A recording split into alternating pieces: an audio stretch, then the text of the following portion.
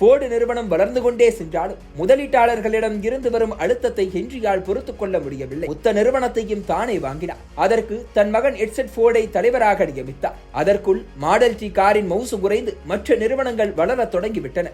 சில காலம் அசந்து விட்டிருந்த ஹென்றி மீண்டும் விழித்துக் கொண்டார். புதிய கார்களை வடிவமைக்கும் பணி வேகம் எடுத்தது. மிச்சிகனின் ஹைலாண்டில் இருந்து ரக் நதிக்கரைக்கு ஃபேக்டரி மாறியது. கார் தயாரிக்க தேவையான அத்தனை பாகங்களும் தயாரிக்கும் வகையில் உலகின் மிகப்பெரிய ஃபேக்டரியை கட்டமைத்தது போர்டு நிறுவனம். ஆனாலும் 3ஆம் இடத்திற்கு தள்ளப்பட்டது. முதல் இடத்தை ஜெனரல் மோட்டார்ஸ் பிடித்தது. விலை குறைப்பு, பணி நீக்கம் என என்ன நடவடிக்கைகள் எடுத்தும் போர்டால் வீழ்ச்சியில் இருந்து மீள முடியவில்லை. போதாக்குறைக்கு எட்செட் போர்டும் கேன்சர் நோயால் உயிரிழந்தார். மனமுடைந்த ஹென்றி தனது நிறுவனத்தை பேரன் 2ஆம் ஹென்ரியின் கையில் ஒப்படைத்துவிட்டு கண்ணை மூடினார். பொறுப்பை ஏற்றுக்கொண்ட 2ஆம் ஹென்றி ரேஸ் கார்களின் பக்கம் கவனத்தை திருப்பினார். இதன் பின்னர் மீண்டும் போர்டு நிறுவனம் வளரத் தொடங்கியது. கார்களை தாண்டி பஸ் தொடங்கி டிராக்டர் வரை உற்பத்தி செய்ய தொடங்கியது போர்டு நிறுவனம். ஹென்றி போர்டின் கனவை நனவாக்கும் வகையில் ரேசிங் துறையிலும் உச்சத்தை தொட்டது.